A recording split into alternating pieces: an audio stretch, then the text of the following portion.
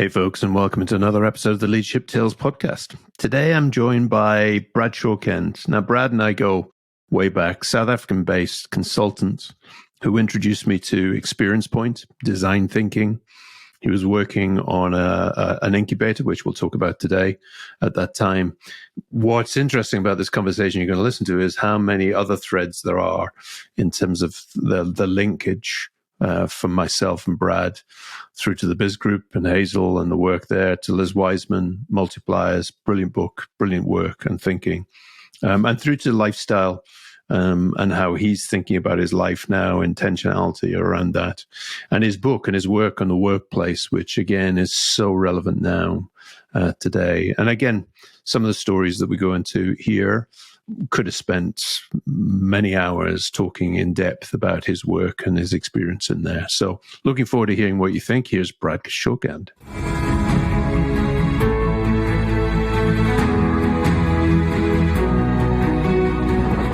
So Brad, welcome to the Leadership Tales podcast. I'd love to get you to tell your story to the people listening, because you and I have connected over many years. And it's quite an amazing story, interesting background, sir. Tell us about it. Thank you. Great to be here. I think we've been chatting about having this conversation for a very long time. So excited to be having it for the podcast, that is. So yeah. I think a good place to start with story is as a youngster, all I wanted to do was be a professional soccer player. I played soccer very seriously. And it was all that lit me up. I was very much an outsider. I didn't want to participate in conversation, in education. I'm an extreme introvert. And soccer gave me an opportunity to express myself without having to speak to people much. And I was very fortunate to travel overseas in my youth into Europe and play football in Europe when I was a teenager. But then school finished and I had to make a decision. What am I going to do now? And this is, we're talking about the late 80s, mid to late 80s, where we didn't have the same opportunities now that we have in professional sport. And so I made a choice to get educated. My family didn't have money for me to travel and pursue big things. And I studied architecture. I became an architect, left architecture school and did what architects do, went about building a big practice and ran around the world designing cool buildings and cool spaces. And it was a very privileged time. I was very fortunate to have great opportunities to do amazing things and meet amazing people. But what was really unfolding during those years, and that was 16 years, I ran my practice for about 16 years. But what was unfolding was a relentless appetite for entrepreneurship. And at the same time, what was unfolding was a reluctance to lead, but I didn't know about it. Because I wanted to be creative. Remember, I was an introvert. I didn't want to be having to lead people and direct people and coordinate. And I hate admin. I'm not an admin person either. But I was now having to run a business, and I had an incredible business partner. Join the club there. Yeah. And to cut a very long story short, we got involved in a lot of other businesses during the primary focus of the architecture practice. We built a portfolio of 10, 11, 12 businesses in various different sectors, in retail, in consulting, in construction, in music, in entertainment. I could go on. And there was a delusion. The delusion was if we start and build lots of businesses, we'll make lots of money and we'll retire in our 30s because it's that easy. And what we didn't realize was that businesses need to be led. Businesses need systems and structures. Businesses have human beings in them. By default, I was leading the architecture practice very well. We had very low attrition. People liked to be there. We built a little bit of a family, which I question that analogy as well now, because most families that I know are dysfunctional. We were highly functional as a business. And then I got to a point where I didn't want to do that anymore. I didn't want to be leading. I was feeling like I wasn't growing. I was feeling like I wasn't impacting. And I wanted to do something more meaningful in the world than just build monuments to myself, which is what architects largely do, even though the client thinks it's for them. It's not. It's what I wanted to do. And I decided to do a little bit of a personal development process. I went into a workshop and I started studying consciousness, purely to learn a little bit about myself and how I functioned. And it was like somebody had taken a big, huge, thick book and smashed me over the head and was like, wake up. And so I decided to continue with the educational process. And that one weekend workshop became a year-long journey into qualifying as a consciousness coach. I still didn't know that was going to become my career or part of my career. And what happened then was I made a decision one day. I said, I'm done. I just don't want to do architecture anymore. And one day I was sitting in a coffee shop, and I decided to go and walk around. This was at the RMB, is the bank in Johannesburg here in Sandton. I decided to go and walk around the buildings. I was having a coffee downstairs. And this is before the days where buildings were locked up tight with security and tags and guards. And I was simply knocking on doors saying, surely there must be some coaching of sorts that happens here. And I stumbled upon a coaching center. And that's where the people development work happened.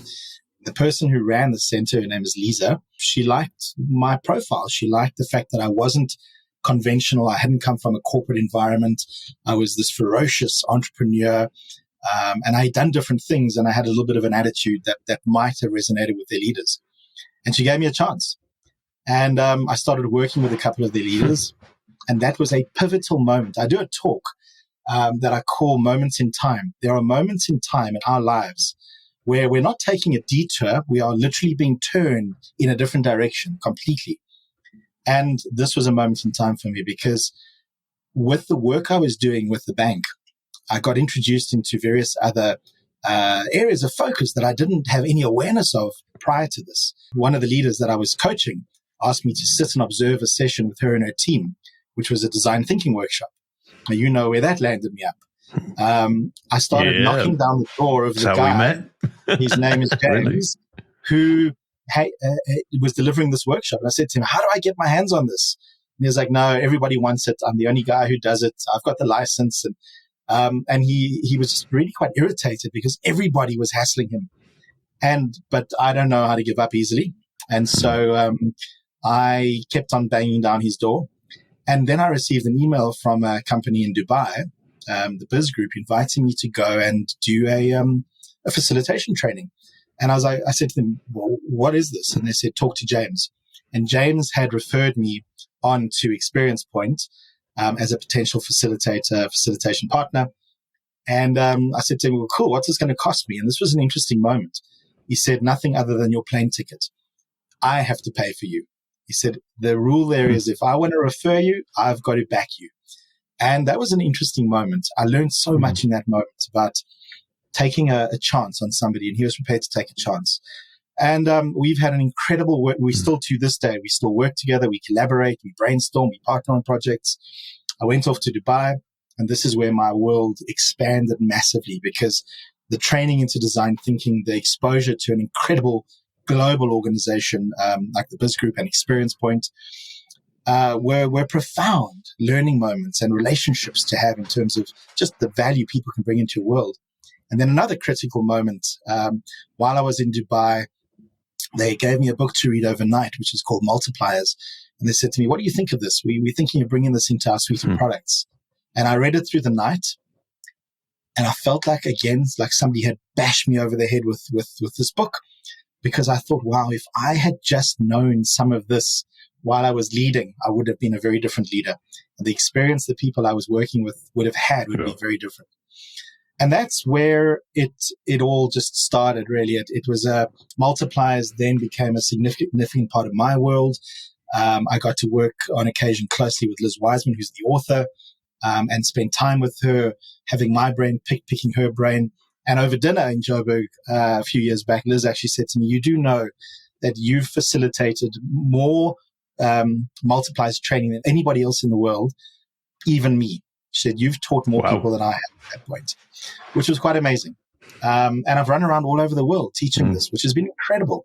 And that then catalyzed me into, I've got my own things to say. I've got my own work that I want to get out there.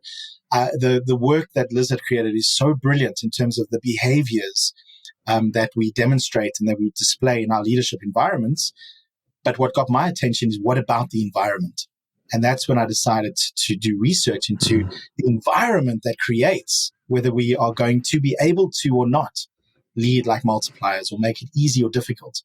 And so I started researching what are the experience touch points that great organizations around the world obsess about, invest in, and get right in order that people can be multiplied and not diminished. And that created my first published work, which is called We Are Still Human and Work Shouldn't Suck. And the title actually came out of sitting with Liz. She said to me, well, what's this book all about? And I told her it was about, and she said, that's as good a title as any. And it's just exploded into so many different areas of impact. My career now, to close out this little short story of my journey, I've now been doing this for 18 years. I did architecture for 16 years. There was a couple of year overlap while I was studying and educating myself a bit more or transitioning. The big difference is with architecture, I felt like I was done. I wasn't growing, as I mentioned. Here, I feel like I'm just warming up. There is so much work to do, so much learning in this space, so much impact to have in the human space, the employee experience space, the leadership space, the relevance space.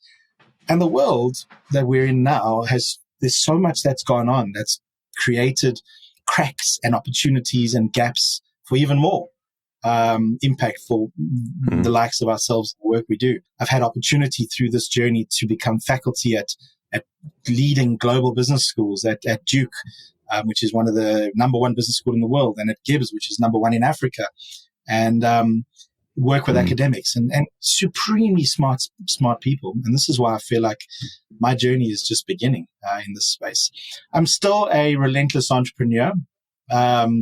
I have honed my legs, however. All of those businesses that Charles was my ex-business partner in the architecture practice. All of those businesses that we got involved in, we exited when I got out of the practice. We sold most of them. We closed one and we gave one to our employees. There were lessons there. Now, when I get involved in a business, I'm very deliberate. I get involved in businesses that I can be passionate about. Obviously, there's always a commercial angle for business people, because I understand what I can do with money. Money allows me to travel. Money allows me to educate myself further. And money allows me to invest and make a difference where I see opportunities to change other people's lives.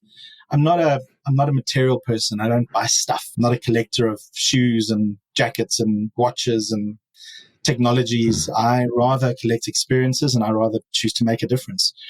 I focus in 5 areas, just to sum it up: leadership, innovation, strategy, culture, and employee experience. Those are the 5 lanes, and they all intersect with each other the whole time. I'm never doing just one thing. I don't believe you can. So when I get involved in other businesses, I look for things I can have fun with.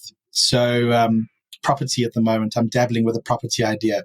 I am a partner in a fashion business. I've recently designed my first men's fashion line just before COVID. And that was me tapping into my creativity again. It didn't go live. I held back because COVID was the wrong time to be launching clothing unless it was slippers and pajamas. I invest in businesses and I participate in businesses other than my main, than Still Human, which is my workplace consulting advisory, because I think it's really important to be in business as opposed to just running a business that is a consulting business.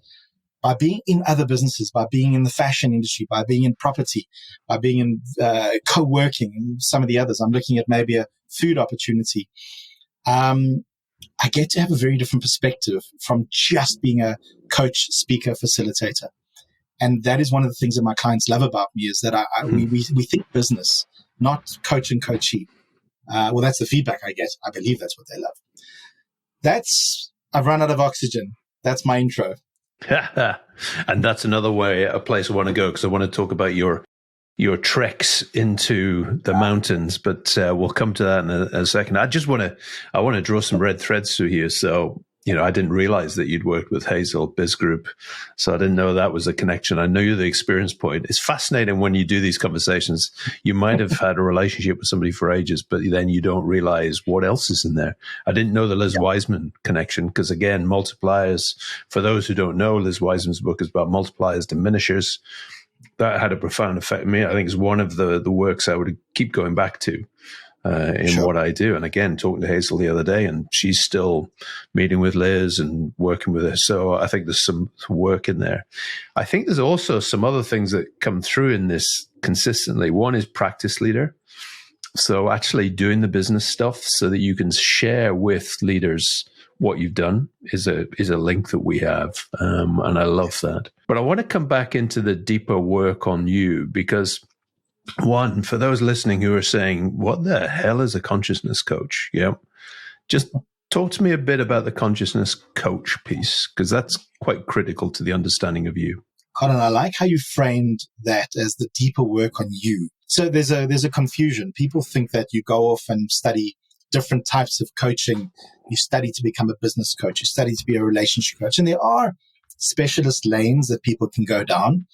But most coaching modalities, when you go and study them, are really about studying the human being. And then you bolt on your specializations, whether it's business, whether it's relationship and whatnot. But you need a base. What the consciousness coaching was, as I said, it didn't start out with an intention to become a professional or to qualify.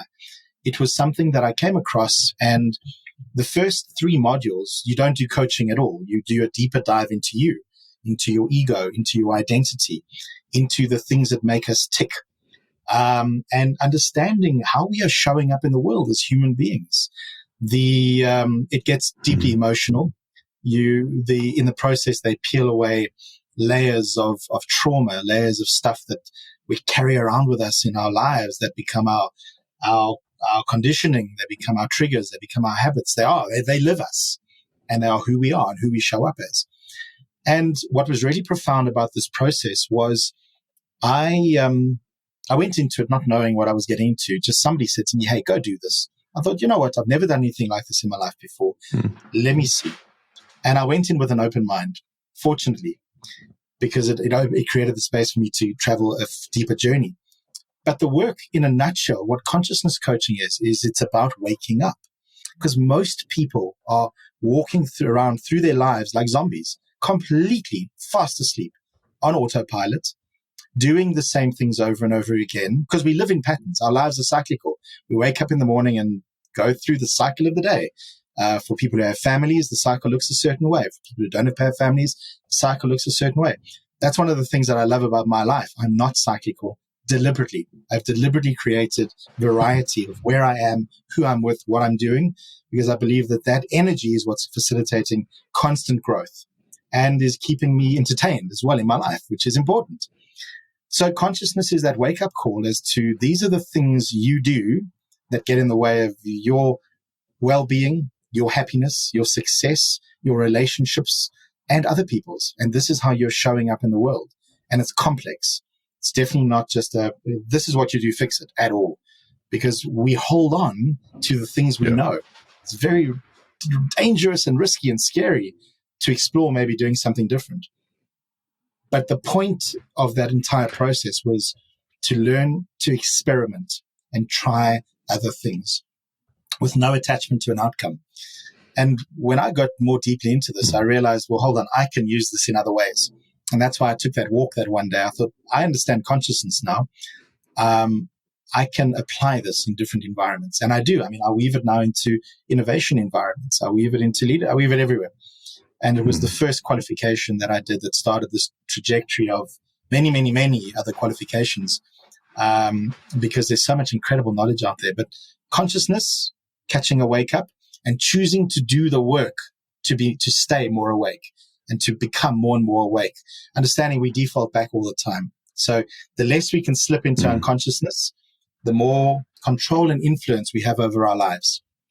And that's ultimately where our happiness is created. Love that. The stay awake piece is critical, but also the journey, because I'm listening to Sophie's World Audible book at the moment. Don't know if you've ever read it, but it's a brilliant way of summarizing philosophy. And when you think about it, leadership is the same as philosophy, which is it's had periods and patterns of the way we operate, the way we think, and even the workplaces. You can then say, so the workplaces have had periods and patterns of how we operate. And we're now in this more hybrid world in here. And they describe it in this clock analogy. So the person who's narrating it is talking about, well, 9 o'clock is going back to the original Stoics. And therefore go back to 1 o'clock, you're back into the Greeks. I wanted to pick up that piece because the staying awake as a leader is a core thing for me. And I want to link it into the design thinking, because that's another common piece that we have. Because you were the gift that gave me Experience Point, that gave me Andrew Webster, that gave me my awakening as a business owner, just going, shit. If we experiment and we learn fast and we fail, we'll be better. And that was a critical moment. But you were doing it within an incubator piece as well. So I just want to touch on that piece, because that's where you and I share a passion. I remember that conversation so clearly when I mentioned Experience Point and Design Thinker to you. The incubator that I was doing the work in was a business I had founded called Seed Engine, and we were one of South Africa's very first startup accelerators for early stage ventures. We had 3 key criteria. They needed to be scalable, disruptive, and impactful. And we weren't married to them necessarily being technology businesses, because South Africa has opportunity way beyond just technology and entrepreneurship, way beyond technology. And we built a facility. We took an office space in a very corporate environment here in the Sandton CBD in Johannesburg. And we did a typical Silicon Valley gut of the space, down to its bare concrete and rough walls. I remember the landlord came past one day and nearly had a stroke at what we had done to the space. And we wanted it to be a raw base for entrepreneurs. And then what we did is we held a competition. And the co-founders put our own money in. We held a competition, and we invited entrants to come into our accelerator. We ran this 4 programs. Each one was 10 ventures through a 12-week program. So talk to me about because it was a 12-week program, Brad. Talk to me a bit more about the 12 and the 10 ventures numbers. So what was interesting is we had 10 ventures in the program, and they were there for 12 weeks. And what I did is I used the design thinking process as the journey map for the way they progressed through the development of their businesses. So, the early stages of the design thinking method started to have a look at what are the challenges and identifying an environment of challenge that we then go and deeply understand and immerse in to see what are the insights, what's the information we're getting back, what are we learning, what are we observing, and what are the insights we gain from that then present problems and then opportunities. And then we go deep into how do we ideate and create marketable opportunities around those. So we moved backwards and forwards along this thread. And the whole point of it was actually to develop their muscle around moving past assumption into what am I actually seeing? What does it really mean? And what is the real opportunity here? So for me, more importantly, or equally importantly, to developing businesses that we could get investment in was having entrepreneurs leave our program having developed a mindset and a method that they could continue to identify opportunities and understand how to convert them.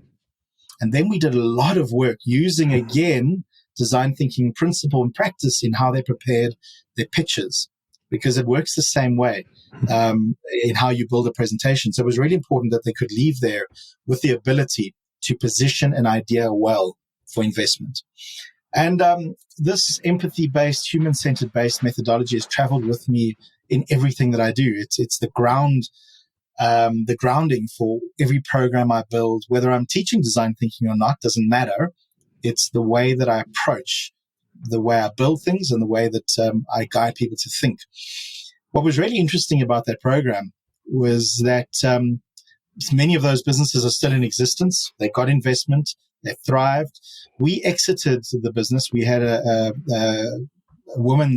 black female business, which is a big thing in South Africa in terms of diversity, liked what we were doing, and they bought us out. And it was great that we were able to be our own scale up as opposed to just investing in other businesses. We were able to become a business that had longevity. What was really interesting for me, though, was the diversity that it took to start and build that business. We had me we were all entrepreneurial, but some of us more so than others. So you got to see the risk appetites, but also you got to explore the leadership styles in a very unusual business, because the people in our program didn't work for us. We were their partners. We were their investors. We were their mentors. We were their guides. So it was like a reality show. If there were cameras in that space, it was a total reality show, which is really interesting point, because yesterday I had a meeting with some heavy-hitting investors in the TV space. I can't say too much, but they now actually are looking to do a similar concept for a reality show in a certain industry sector that I have an NDA, but yeah, I'm getting an opportunity to take all of this work, and in the show, my role is I'm going to be the mentor, the business mentor that takes them through a journey while they're getting creative inputs and whatnot. I'm going to be the business coach who helps them take their creative ideas and convert them into businesses. So that's exciting as well. But I've got to do personal development work with them as well. There's, we talk about 5 systems, but the first one we've touched on is this intentional growth and the consciousness coaching and, staying awake as a leader. The second one you just highlighted is this inspired action, and fresh ideas, which is design thinking. I'm working in that space. I'd love to tie this into the Liz Wiseman and the multipliers diminishers, because it links into the workspace piece that you talk about. If you had to summarize that work, and I know it's difficult because it's massive, but if you had to summarize in a few key principles for people listening, and they can dig into it a bit more afterwards, we can talk to them about where they can find out more about it. What would it be as a summary of that work? So the Liz Wiseman work, the multipliers work specifically, it is so simple in its concept. That's what blew me away. It is no rocket science. And Liz herself says that. It's so simple in that there are no neutral moments in any moment of engagement with another human being. And we talk specifically in the work context here, but it applies to life. We have relationships, whether it's in an educational context or in a community context, family context. The way that you are behaving towards another human being is either accessing them, and in the multipliers context, for their best thinking, accessing them for their intelligence, their natural intelligence. And everybody's got great thinking capabilities. Or we are shutting down the access to their intelligence. And it's as simple as that. In the way we are behaving towards them or the environment we're creating for them, we're either accessing their intelligence or preventing them from bringing it to the space. A lot of what we do in that context as well, we do accidentally. We don't even realize we're doing it. And that was the wake-up call for me, was when I saw how many things I was doing. Like, for example, I'm a classic know-it-all. This is one of the multipliers terminologies where I've got a lot of knowledge. I've studied a lot. I've done a lot. So for me, it's natural to want to put that knowledge into a space, with my intention being that I'll help others learn and grow. I'll help them see what to do. But in the moment that I do that, I've just taken away their opportunity to bring their thinking into the space, to maybe bring a different thinking into the space, because who says that even though I'm the smarty pants that I am, that I'm right? And so it's that construct. And it's not rocket science. And there's a bunch of others around that, but it's a simple 2-sided model. There are 5 key personas that come through in terms of the accessing intelligence. And there are 5 contrasting, those are the multiplying behaviors, and there are 5 contrasting, diminishing behaviors. So the contrast of the know-it-all is the challenger. So if I changed my behavior there, instead of me always filling the space with my knowledge and my intelligence, I'd be conscious, here's that consciousness word again, I'd be conscious to step back and rather be curious, rather ask people some questions, rather access their thinking, make it safe for other people to contribute, and see what that does in the space. And navigate conversations between, there's a time when my thinking has a place, and there's a time when other people's do. A good multiplier understands that it's probably a 90-10 ratio.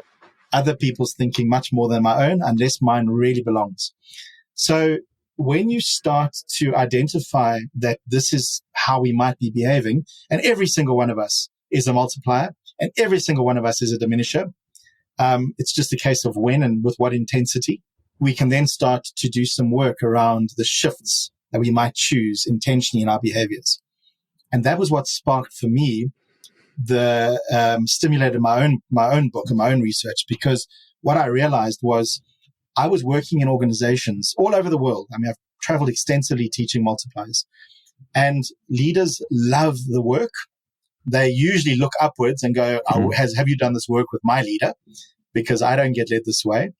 And then they feed back and say, but the environment that we work in is not conducive for this. It's not how we are performance measured. It's not the way our culture works. And that's where I was intrigued to understand, how do we shift those cultures? How do we have an intentionality around the experience touch points that can either make or break the environment to be conducive for multiplying leadership? And so a lot of the time my work sits beautifully alongside Liz's work. And I position it that way, that if you want to lead like multipliers, you're going to have to do these things in your environment around how we create the context for it. And that's where the "we are still human and work shouldn't suck" narrative came from. And Liz is currently, if anyone's into thought leadership, Liz is the most highly ranked leadership thought leader in the world by her peers and colleagues on the thinkers50.com, which is like the Oscars of thought leadership. Liz's work is rated as the best leadership work in the world. And it's something, and that's, I'm not taking anything away from all the other great leadership thought leaders at all. There's some incredible work out there. But Liz's journey of 11, 12 years now, it's just climbed and climbed and climbed and climbed and climbed, which is unbelievable because it is so powerful. And the Liz connection to people like Michael Bungay-Stanier and the Coaching Habits, Be More Curious, and he in his latest book, How to Get On With Basically Anybody, is just out. He's doing some work with Liz, so I'm with you in that thinking. And for me, the simple, not scientific approach to Liz, for me, is critical. How do we give it to people in a way that is simple? Because leaders nowadays have so much in their life, and we could talk about hybrids for another 40 minutes around this and how we live in the hybrid world. So therefore, giving them simple systems and not preaching at them. So knowledge speak, wisdom listens is my favorite quote from Jimi Hendrix. Wisdom is about listening, being curious in those moments is critical. I want to end, Brad, if we can, around, we were having a conversation before we came live on air, where you're shifting your world again. I love the way that you're not cyclical. So you're shaking up the world, and you're shaking it up into almost what I would call the 4-hour work with Tim Ferriss type principle. So you're moving, and when this goes live, you will have moved. Talk to us a bit about why you're doing that to give people a fresh idea. So when this goes live, I may have moved. There are a few pieces that need to fall into place. Yeah, I'm based in Johannesburg, and COVID happened. When COVID happened, we being still human, were in offices where I'm sitting here. This, what you're seeing, this is the door of a little telephone booth, my Superman cubicle, as I call it. I come in here and become Superman. But it's a pod. I'm in a little soundproof pod in a co-working space called WeWork. I think we've got them all over the world. And we based our offices here, and we like being here because there are lots of entrepreneurial businesses and lots of connecting. And we had come here deliberately because previously we were in a quite an isolated office, beautiful space, but no one knew we were there. No one saw us. Then COVID happened, and we moved to home. And I loved being at home. I'm an introvert, even though a lot of my work is people-facing. And then when we started to emerge back into the world of, call it hybrid, I decided to blend where I am, that I'm not in one place or another. So I bounce between here, which I call my office, home, the business school campus, a couple of coffee shops, and the country club, which is a new lifestyle decision I made. We've got a couple of very exclusive, and that sounds all Lani. I'm not Lani. I go to work in sneakers and a t-shirt and a cap, as you can see. But the country club is a great place to go and focus. And it's a great place to have meetings that is not an office or corporate or a coffee shop for the nature of work that I do. And I decided that I'm going to change the way my business feels. If I'm still human and we are all about work not sucking, then we've got to choose the way we run our own business, because otherwise there's no authenticity. And then I was in I spent a lot of time in Cape Town, which is obviously coastal. Joburg's not coastal. My family is originally from Cape Town. And I used to have offices there. I've spent a lot of time there over the years. And every time I'm in Cape Town, literally for the past 52 years, I always say, why do I not live here? I travel anyway for work. So I can just travel from Cape Town and walk on the beachfront every day and have the quality of lifestyle that my parents had growing up, because they moved to Joburg when I was 1 year old. So I made a decision. I was there in January of this year for my birthday. I always get out of town on my birthday. I was in Cape Town, And I was on a call with a group of colleagues of mine. We have a little mastermind group, and we meet once a month. And in the call, we all had to declare what is our intention for the year. What is the big thing we're going to own for the year? And I came into the call not having made any decisions yet. And sitting in my hotel room, I spontaneously said, I'm going to move to Cape Town this year. And they were like, okay, where did that come from? And it just came from somewhere in the background. I've been avoiding the conversation forever. And I've had attachments. I'm very privileged to live in a beautiful house here in Joburg in the suburbs that I designed and built for myself while I was an architect. It's 5 times bigger than I need. I made a strategic decision when I built it or designed it because I'm across the road from 3 of the top private schools in South Africa. And so I built a house much bigger than I need so that when I sell it one day, it's a family home. I wasn't going to have kids and all of that, but it is very much built for a family use. And I've been hanging on because it's the first house I ever designed for myself as an architect. And I just realized, you know what? I teach about non-attachment, yet here I am attaching to this pile of bricks, beautiful pile of bricks that I love. And I made the decision. So I went on a mission, and I've been very intentional over the past few months to find. I'm somebody who likes to own the roof over my head. I've always done that. It goes against all of the good financial advice these days to be liquid. I like to own my roof. It's just a safety blanket for me. And I'm choosing now to own a roof in Cape Town instead of Joburg. So this morning, I received confirmation of a transfer. No one else in the world knows this right now. This is the first time I'm describing or discussing it, that I've now taken ownership of a small apartment in Sea Point. It's 5.5 times smaller than the property I currently live in. And I can't tell you how excited I am about that. To have no garden, to have no electric fence, to have no security company, to have two bedrooms. One is going to be an office, one is going to be a bedroom. To have 1 living room, not 4 living rooms. To have a kitchen that looks out towards the ocean. And when I make my coffee in the morning, I'm going to go onto the balcony and stare at the sea. And I'm going to walk down to the promenade and walk and listen to the ocean and feel healthy. And I love Johannesburg. I've loved living in Johannesburg.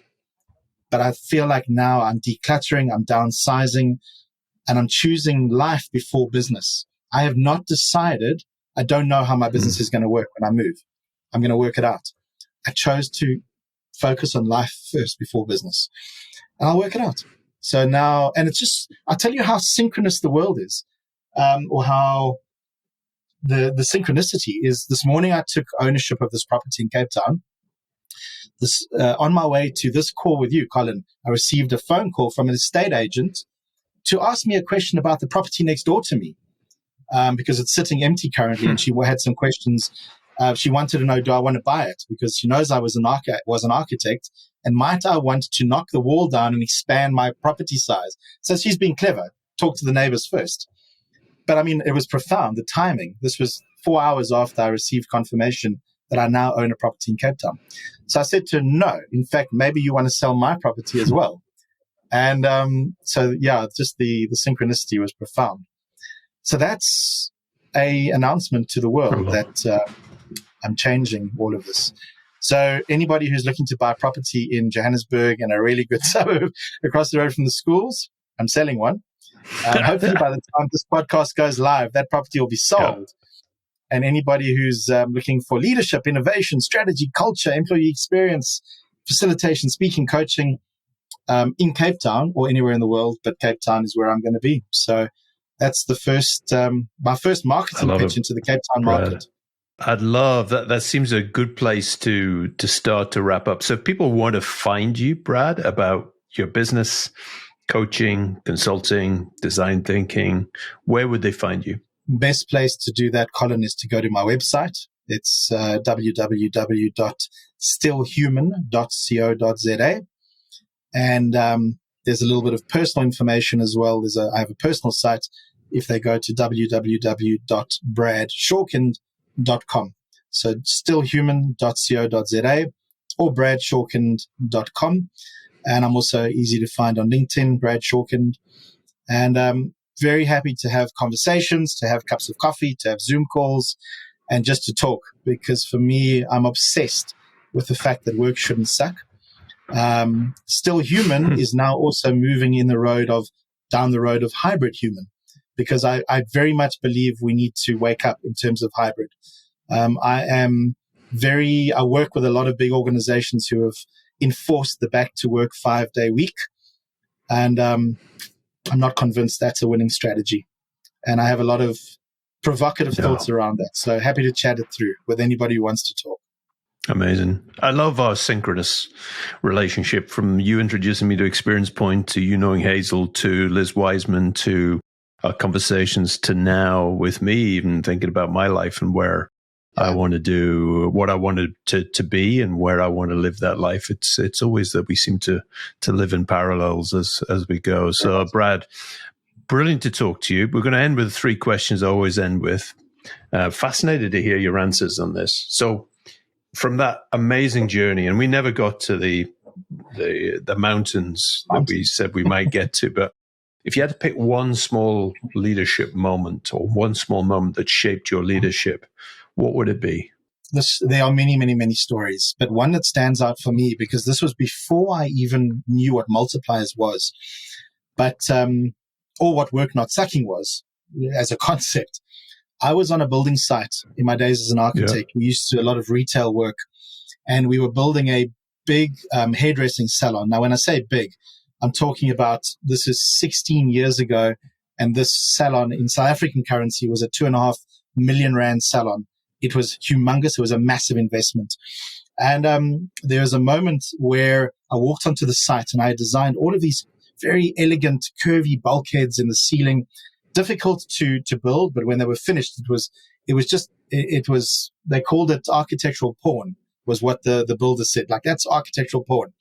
And I arrived on the site on a Saturday morning. We were opening up on the Tuesday following, and it was really not well built.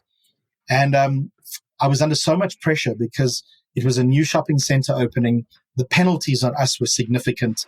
I was covering all sorts of costs if we missed the deadline. And I lost my mind. I picked up a piece of ceiling board, a big solid piece of board, and in a rage, this is the diminisher I was, I threw it across the building site. I could have killed somebody. And that's the pressure I was under. And I make no excuse. A wireman pulled me aside. Now, he knew me from the other building sites. His name was Ephraim. He's no longer with us. He must have been 70 at the time. Little guy. And I mean, I'm the boss on the site in that context. He pulled me aside, and he took me outside, and he said, Brad, he said, Mr. Brad, you can't do that. He said, you can't behave like that. He said, we see the pressure that the client puts you under. But he said, you can't do that. He said, you're not going to get more out of us by doing that. We can only do what we can do. He said, shutting us down. And he said to me, I need to give you a warning. He said, the restaurant, we were busy building a big restaurant, a huge restaurant in a hotel in Sandton. He said, they are setting you up. He said, you're going to come to open the restaurant in a couple of weeks. You're going to try and switch on the lights, and there's going to be no electricity, because it takes a month to wire the restaurant up, and it takes one night to pull all the wires out. And they are setting you up to end your career. I'm telling you, I'm giving you a warning. And I mean, I went cold because that's how bad I was as under pressure. And that I was a diminisher. I didn't know it at the time. But the gift that Ephraim gave me, I walked back inside, and I went over to the plasterer, and I said to him, just come over, chat with me. And I could see he looked to see, does he have any sharp objects in his hands? Am I safe? was this guy's body language? Am I safe? And I said to him, stand here where I am. And I could see he was like, what's going on here? I said to him, what do you see? And immediately he looked up and he said, I see this. Now, I'd never done that. I just lost my mind. And he went over to his foreman, and he said to me, okay, this is what we need to do. And the foreman took me outside. He said to me, you need to leave the site. And he said, don't come back until Monday. Now, my deadline was Tuesday. So I was like, okay. He said, Brad, just trust me. And he had picked up that something had shifted in me as well in those 2 minutes with Ephraim, because I've never spoken to them with that consultative approach. And I said, okay. I left the site. On the Sunday, I came back with a cap and dark glasses and a big jacket so that they wouldn't recognize, because those days I didn't wear the cap. And I was undercover because I wanted to see what was going on. I mean, I couldn't, there was too much on the line. So I trusted, sort of. And I'll end my story now, but what happened was what I saw blew my mind. They had drop sheets. They were because there was furniture in already. They were protecting the furniture. They had pads. They had brought in scaffolding, but they were doing it right. More right than I'd ever seen them do it before. When I arrived on Monday, the thing was perfect and the site was immaculate. And I never, ever, from that day, I've never lost my temper at anybody in a rage the way I had. I've not lost my temper at all. Only years later that I realized the multiplying, diminishing context. And I owe it to Ephraim. And that's what I teach about those moments of reaction. Yeah, it was profound. So second question, Brad, having had that diminisher moment and that learning from it, if you had to change one thing about leadership nowadays, what would it be? Leaders need to create clarity. It's, for me during COVID, that was one of the things that stood out is leaders do not understand the significance of creating clarity of expectation. Where are we going? What is required of us? What is required of you? I say to so many people, if you're doing your job awesomely, do you know what you're doing? Have you been told when you're doing it amazingly, that's what you're doing? And this is the impact that you're having. And so many people say, no, I just know the tasks I'm mandated with. Clarity. It empowers people. It builds trust and it removes anxiety. And then people can bring you their best thinking. So create clarity. Amazing. Final question. One leadership habit that's non-negotiable for you. Declare your non-negotiables. As a leader, I think one of the most important things we need to do is let people know what we will not tolerate and then honor that. Declare the values, the non-negotiables. These are the things that we do not do here because they break their counterculture, and then have the courage to stand by your word. Even if it is your top goal scorer, your number one rainmaker, if that person won't come on board, they are breaking what you're trying to build. So be clear on your non-negotiables, be incorruptible, and follow through on them. Sir, as always, a pleasure. Look forward to catching up maybe in your Cape Town when you're in there. And I'd like to see the life and like to hear the next part of the story in terms of where you're going and how the business is going to be and how the work life is going to be in that context. Thank you for coming on Leadership Tales podcast, Brad. That's been this time flew by. I think we'll have to do a round 2 at some stage and talk about mountains and adventures and life by the ocean. Thank you for having me. Great to chat, Colin.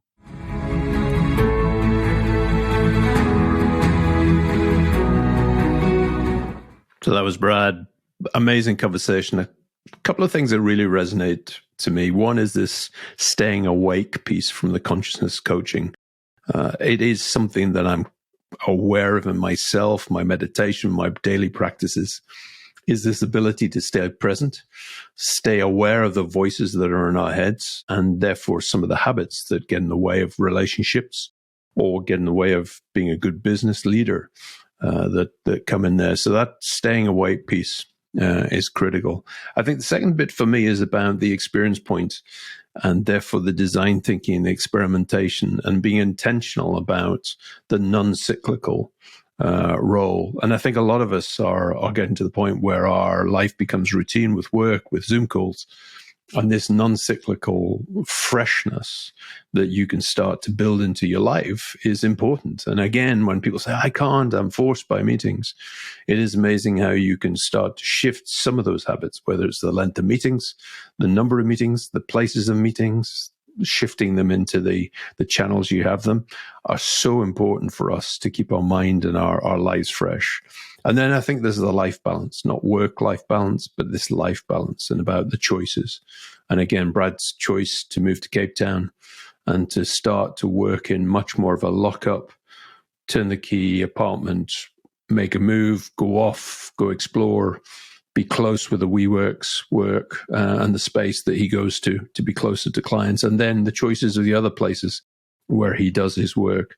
And again, it's just a refresher and reminder about how we can start to think about our life balance and how we can enhance our energy and our life balance through that. So great conversation.